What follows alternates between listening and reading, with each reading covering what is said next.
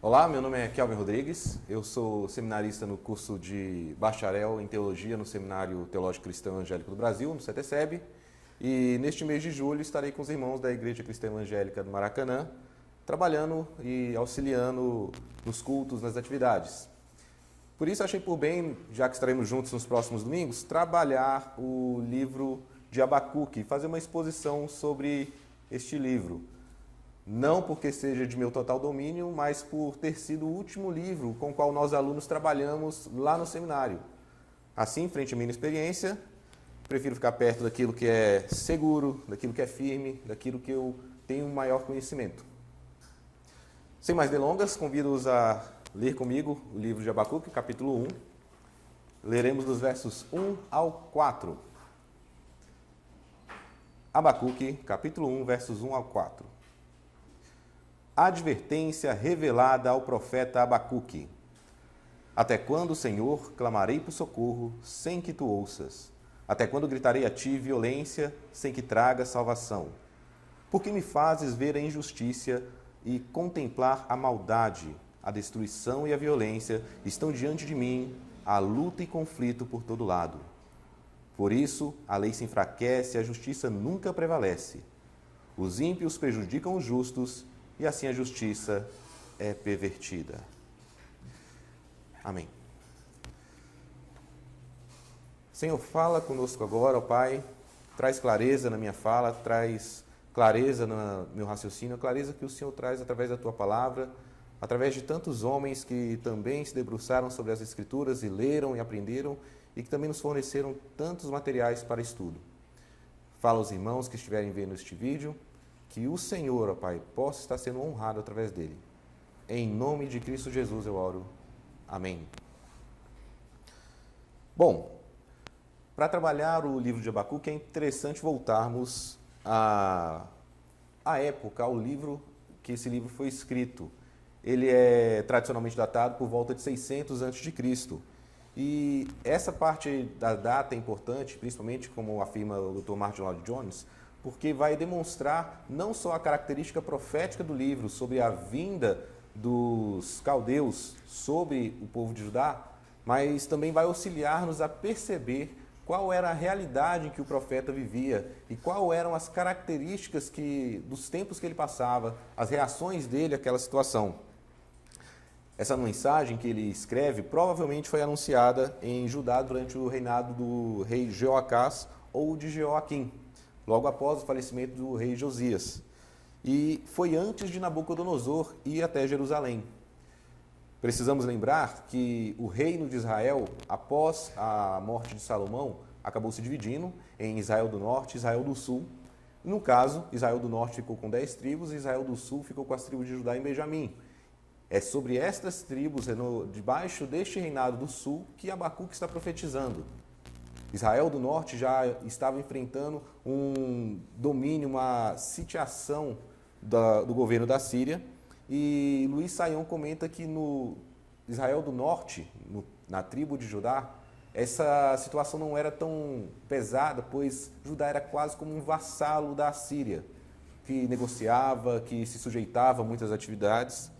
E que mesmo após o levante de Josias como um rei que começou a restaurar o culto em Judá, você consegue perceber que Judá continua caminhando na sombra da sua irmã Israel, que sucumbiu a ritos pagãos, sucumbiu a comportamentos que desagradavam a Deus, que iam contra a lei.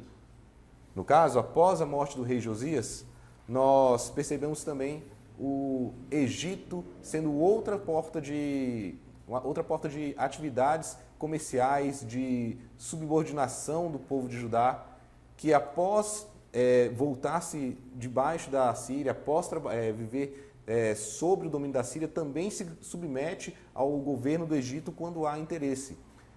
O povo de Judá ele começa a trabalhar entre essas duas superpotências, essas dois países poderosos que estavam ao redor deles, sempre sujeitando-se a eles. Só que depois da morte do rei Josias, Deus para de reter a mão, para de reter o peso do julgamento que ele estava permitindo que já assolasse às tribos do norte.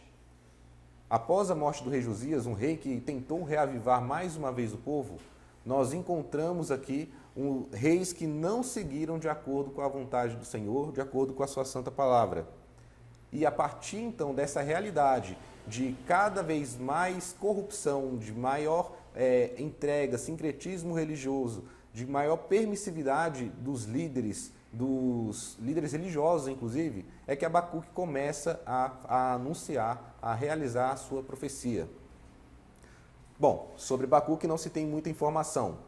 Qualquer coisa que você consiga encontrar em outros livros que não os bíblicos, acaba caminhando muito na parte da imaginação. Na Bíblia mesmo, o nome dele só aparece 2 vezes, e isso no próprio livro de Abacuque.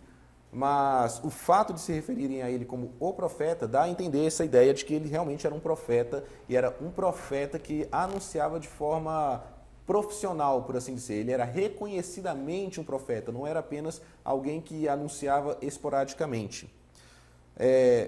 O livro de Abacuque é um livro pequeno, tem apenas 3 capítulos, mas não é um livro que está totalmente desconhecido do povo evangélico.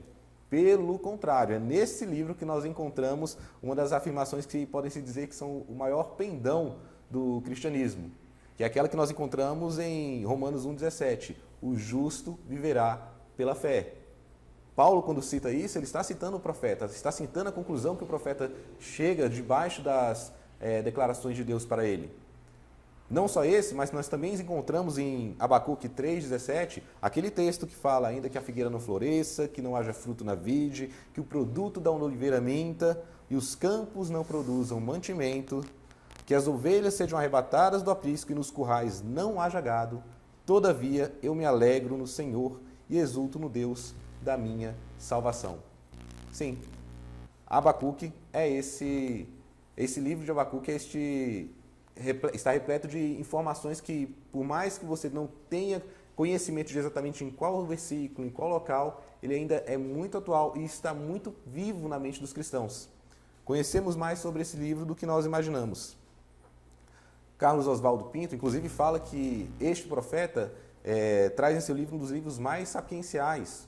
E quando nós olhamos para a forma como o livro foi estruturado, onde há um constante questionamento de Abacuque a Deus e resposta do Altíssimo, essa troca, essa conversa e depois concluindo com um salmo de louvor, nós vemos claramente por que ele o diz. Realmente é um livro muito bonito, muito bem construído. Em seu livro Foco e Desenvolvimento do Antigo Testamento, Carlos Oswaldo inclusive fala que se for para trazer uma mensagem central para o livro de Abacuque, seria essa: a fé que se baseia na revelação passada do caráter de Deus, do poder de Deus, que permite que o justo se regozije no futuro exercício da justiça divina, apesar dos aparentes paradoxos do presente.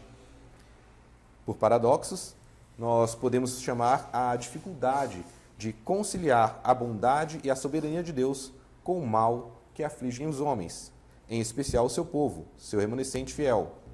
Sobre esse tema, Luiz Saião, inclusive, escreveu um livro chamado O Problema do Mal, é um caso relatado por Abacuque. É um livro muito interessante, recomendo a leitura para os irmãos, que nos auxilia a perceber não só essa dificuldade que é relacionar-se com a temática do mal, mas também traz clareza sobre os questionamentos que o profeta naquela época já fazia diante de Deus. Sim, o problema do mal é um problema para todo o cristão, não podemos negar isso. Mas o tema central deste livro não é apenas a maldade. O tema desse livro também se trata da justiça e da fidelidade de Deus para com os seus. Se pararmos para observar como esse livro começa, ele começa com a seguinte afirmação: advertência ou denúncia. A palavra que surge é uma palavra que traz a ideia de condenação, de atenção, de urgência. Quando nós pensamos no anúncio do Evangelho, nós podemos entender que ele também precisa começar dessa maneira, com essa afirmação. Para nós que somos cristãos, o Evangelho pode parecer muito simples ao falarmos que Deus enviou o seu Filho amado, Jesus Cristo, para morrer por nós, a fim de que fôssemos salvos. Mas para alguém que não tem uma cosmovisão cristã, que não está familiarizado com estes termos, ele vai perguntar: salvar de quê? Por isso o Evangelho é importante que seja anunciado inicialmente com a conscientização do indivíduo de que ele está condenado. Condenado à morte, condenado pelo pecado, afastado de Deus. A partir dessa situação, o dia que a pessoa consiga compreender a condição de morte, de perda, de tristeza em que ela se encontra, ela terá condições de compreender melhor o anúncio do Evangelho. E as palavras de Abacuque no início do livro trazem essa advertência: vocês estão condenados, acordem. A advertência do profeta, sentença que está sendo decretada contra Judá. O livro então introduz nos versículos seguintes 3 questionamentos dirigidos a Deus, os quais nós iremos trabalhar um pouco nesta noite. Primeiro questionamento: até quando clamarei? O versículo 2 de Abacuque diz: até quando, Senhor, clamarei por socorro, sem que tu ouças? Este é o primeiro questionamento de Abacuque. Ele inicia com uma pergunta dirigida a Deus: até quando eu clamarei por socorro? O desespero de Abacuque revela que o medo e o desejo dele por resposta não é algo que surgiu do dia para a noite. Ao contrário, ele revela que já há algum tempo ele vem orando, há algum tempo ele vem buscando ao Senhor, há algum tempo ele clama e busca por alguma resposta e não a recebe. Ele clama e parece que o Senhor não ouve. Ele fala com o Deus ao qual ele serve, mas parece que não tem resposta. Em sua voz elevada ao Senhor, ele pede socorro. A situação ao seu redor é desesperadora e os dias passam deixando ansioso. Vamos relembrar o quão calamitoso era o tempo de Abacuque. Já que ele viveu debaixo desse período do Império Assírio, ele via o Reino do Norte sendo afligido, ele via no Reino do Sul líderes que levavam de um lado para o outro, da Síria para o Egito, e ele via a falta de fidelidade do povo ao Deus ao quem serviam, ele via a falta de sinceridade dos líderes religiosos, e tudo isso o deixava aflito. Tanto a situação de domínio dos assírios, quanto a situação de paganismo vinda do Egito, quanto a situação de sincretismo e de desplicência do povo de Judá. O povo não mais observava a lei do Senhor e vivia numa verdadeira imersão secular. Era um povo que vivia debaixo da falsa segurança de que Deus sempre iria lhes salvar, afinal, eles eram o povo eleito. Mas eles não eram fiéis para esse Deus, por mais que esse Deus o fosse.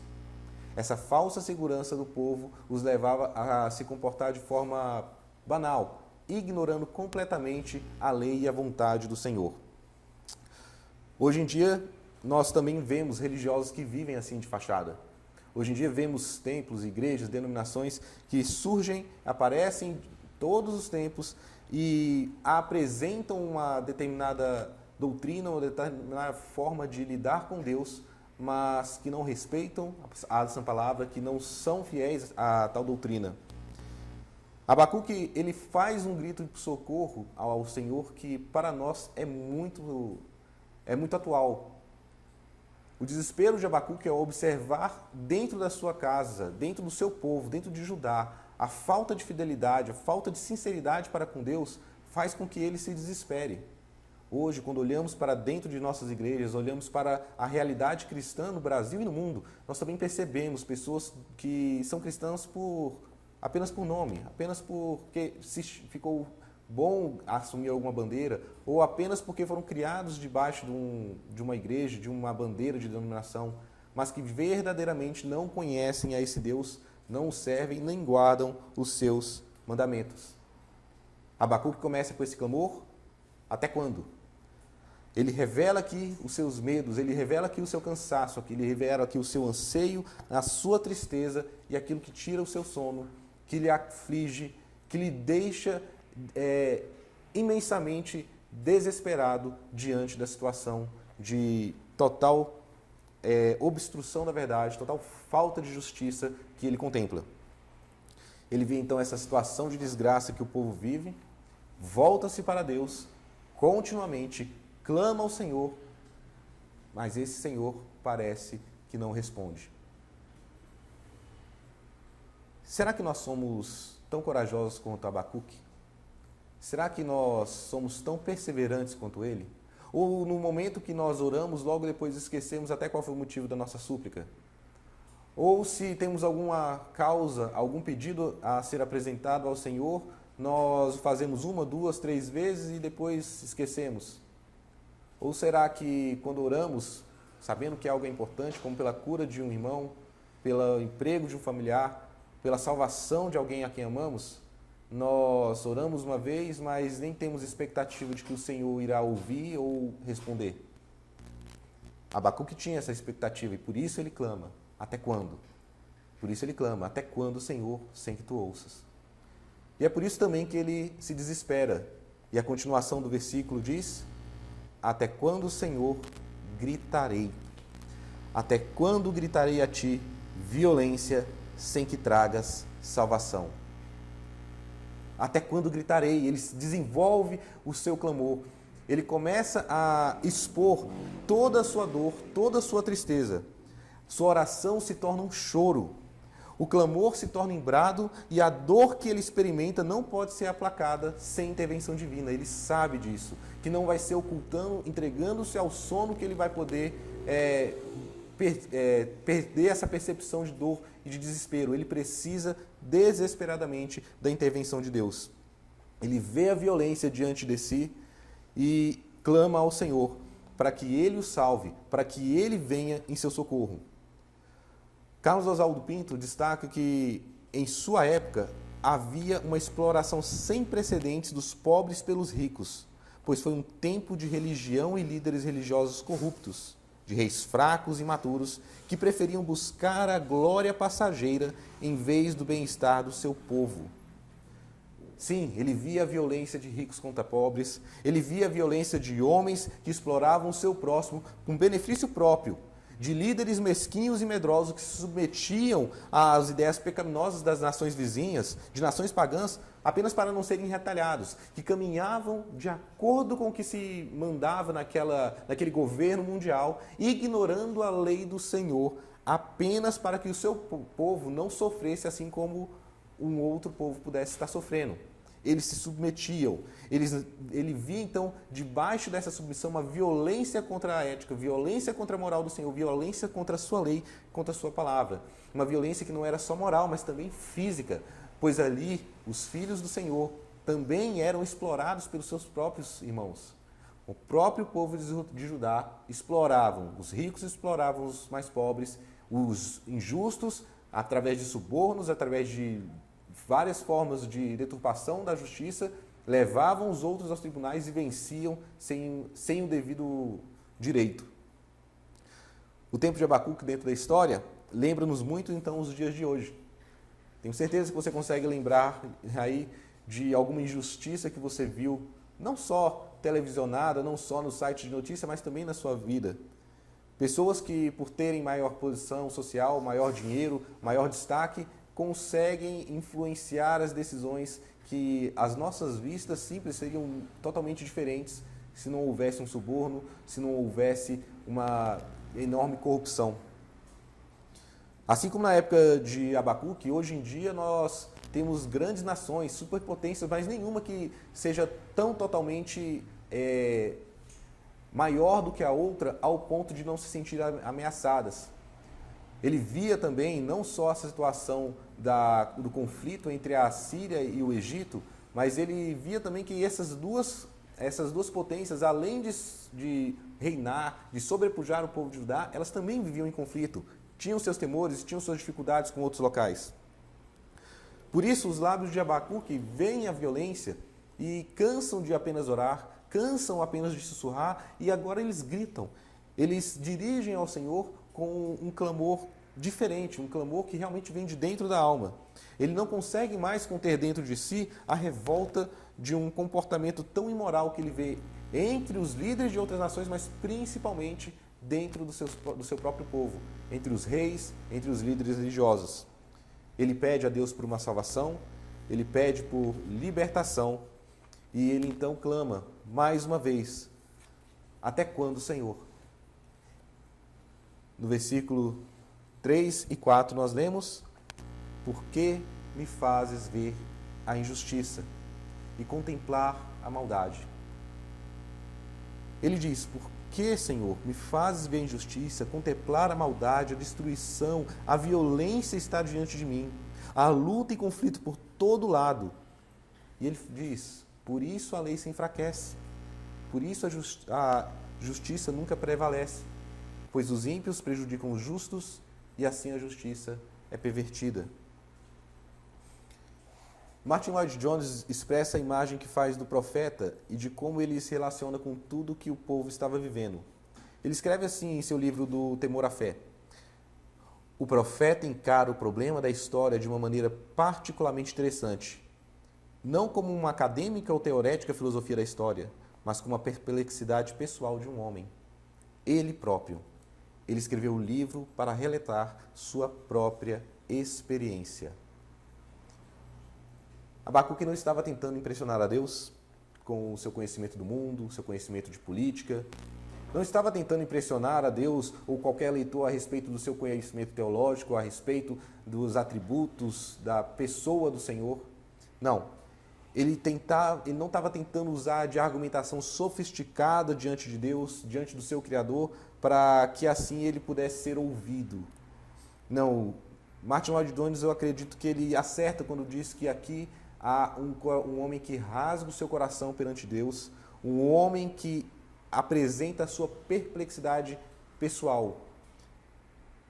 Hoje podemos ver muitos fazendo vídeos, podcasts, vendendo palestras, escrevendo livros a respeito da forma como Deus age, de como Ele julga o mundo, de porquê disso, daquilo, da pandemia.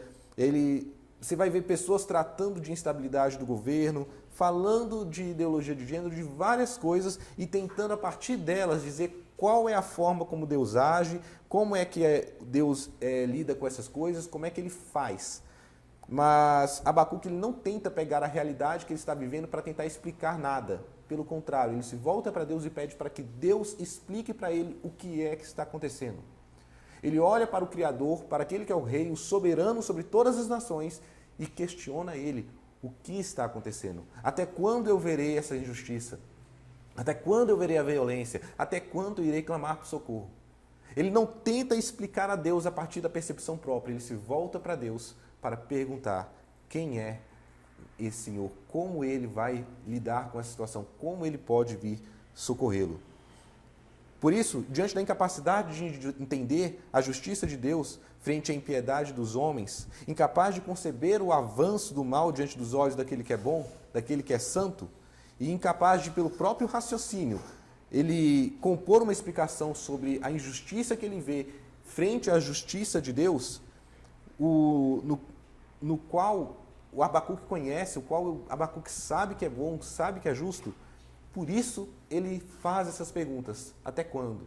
Até quando, Senhor? Por quê? Ele vê a lei que é justa sendo corrompida, por isso clama ao justo Senhor que intervenha.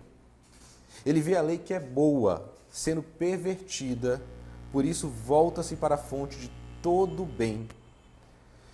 Ele vê a lei que é a palavra de Deus, a quem Judá e todo o povo de Israel pertencem, sendo ignorada, adulterada e torcida por homens ímpios, prejudicando e causando dor aos que ainda mantêm-se firmes diante do Senhor. E ao invés de fugir de diante de Deus, ao invés de abandonar a fé, ao invés de permitir-se corromper pelo mundo e pelo sistema que está ao redor dele, mesmo contra a correnteza daquela cultura que está sendo deturpada e deformada, Abacuque não desiste. Abacuque continua a confiar em Deus, mesmo diante do aparente silêncio de Deus. Ele não para de clamar. Ele se volta para o Eterno, ele espera no Senhor e ele tem fé de que ele há de fazer justiça, de que ele há de responder e explicar o que é que está acontecendo, que ele há de consolá-lo. Abacuque não desistiu de clamar. Mesmo quando o silêncio parecia imperar, ele continuou firme no propósito de clamar ao Senhor. Abacuque, em meio ao desespero, não deixou de orar.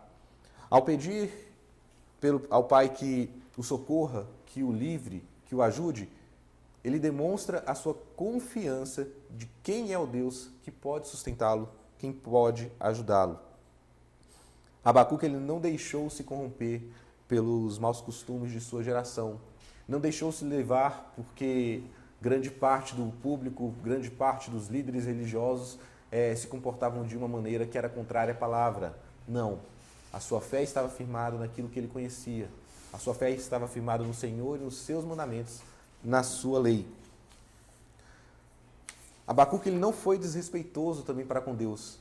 Ele não tentou colocar a culpa em Deus, como nós vemos muitas vezes as pessoas fazendo por aí.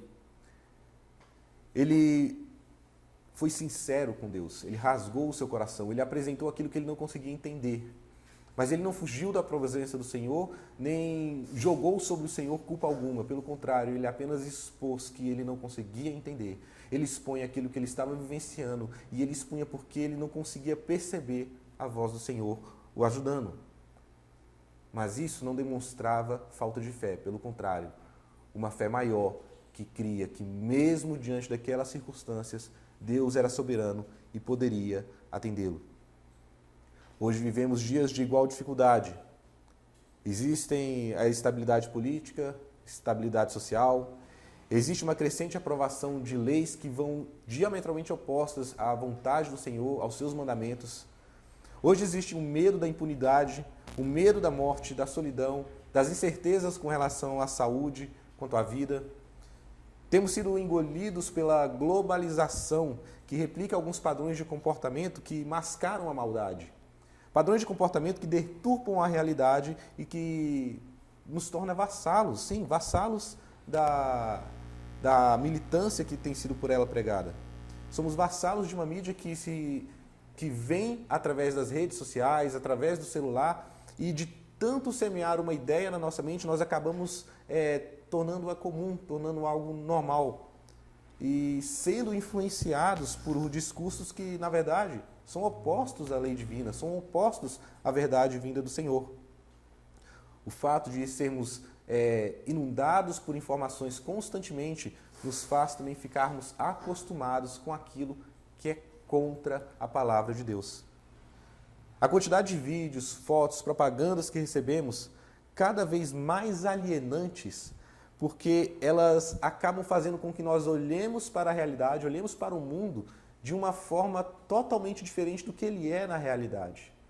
Nós olhamos para o mundo através da ótica de uma cultura que é caída, de uma cultura que é corrompida, que está inundada pelas paixões pecaminosas, e acabamos não compreendendo os desígnios de Deus corretamente.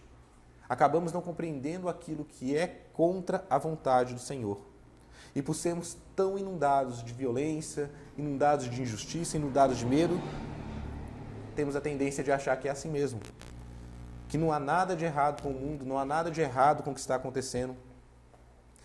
Temos a tendência de olhar para as coisas e pensar que elas estão compactuando com a nossa fé. E nós podemos simplesmente ir levando. Mas não é assim que deveria funcionar. Nós não deveríamos nos permitir ser cegados, nos tornar cegos pelas filosofias do mundo, pela forma de lidar pecaminosa com a realidade.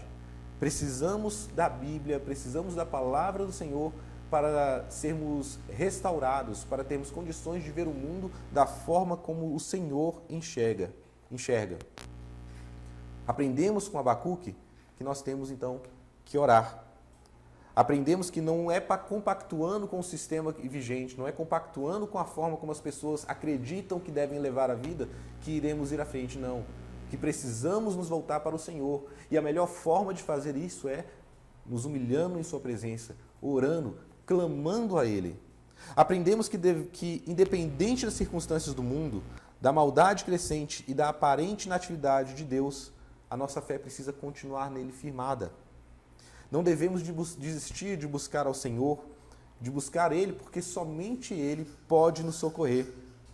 Por mais que a situação pareça não melhorar, por mais que a maldade pareça imperar, por mais que os intentos dos homens, a sua corrupção e pecado pareçam estar subjugando até mesmo as verdades bíblicas, devemos nós nos apegarmos ao fundamento da nossa fé, em Deus, em quem há o verdadeiro socorro, consolo e salvação. Abacuque conhecia o Deus ao quem ele clamava. Ele conhecia por meio da revelação das Escrituras, ele conhecia por meio da própria revelação que o Pai lhe providenciou. Mas nós hoje nos encontramos em situação melhor do que a de Abacuque, pois temos o Espírito Santo de Cristo em nós. Somos hoje aqueles que têm condições de suportar essas aflições, porque o próprio Deus habita em nós e nos consola com o seu Santo Espírito. O sangue de Jesus, que nos justificou, nos deu novamente intimidade com o Santo de Israel. E se Abacuque podia orar, clamar e se fortalecer nas promessas do Senhor, muito mais nós, igualmente, poderemos ser sustentados pela mão do Altíssimo, se a Ele clamarmos e pedirmos no nome de Jesus Cristo. Por isso, não desanimemos de buscar ao Pai, não desanimemos de interceder pelos nossos amados, não desanimemos de pedir pela cura física, pela cura espiritual, não desanimemos porque Deus pode operar em nossas vidas. Ele continua sendo o mesmo de ontem. Ele é o Deus que pode operar no meio da sua vida, da sua casa, da sua família. Assim, igualmente encontramos a exortação de Paulo aos Romanos, devemos constantemente nos voltar ao Senhor para não nos permitirmos sermos engolidos pelos padrões do mundo.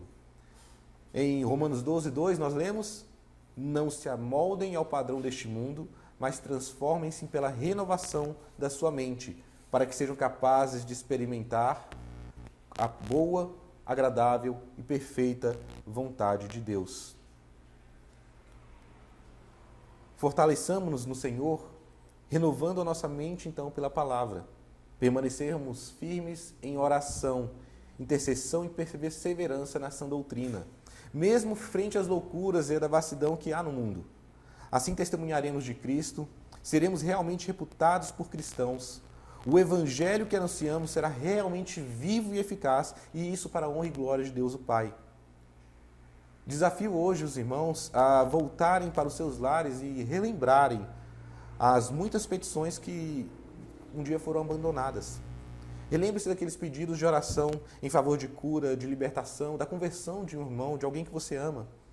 E volte a orar, volte a interceder com fé, esperando sim resposta de Deus. Reconheça a maldade que ronda a sua família. Reconheça a maldade que há no seu coração.